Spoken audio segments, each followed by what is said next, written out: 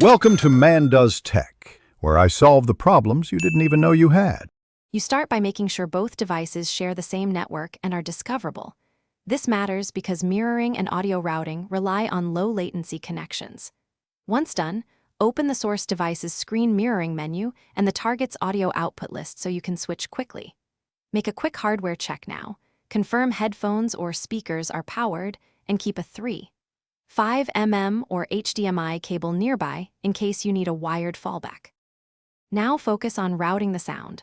On your source, select the screen mirroring target, and then explicitly choose the audio device from the output list.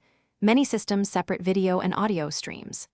If you use Bluetooth speakers, pair them to the target or source first, then reselect mirroring so audio follows.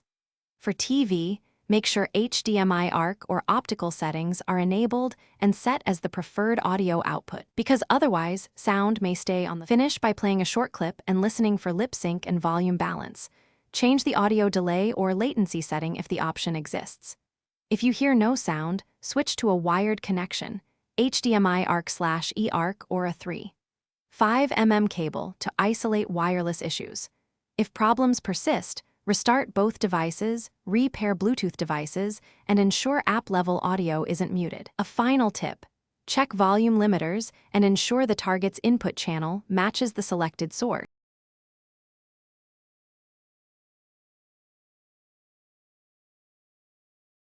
Thanks for watching. If you found this helpful, don't forget to like and subscribe.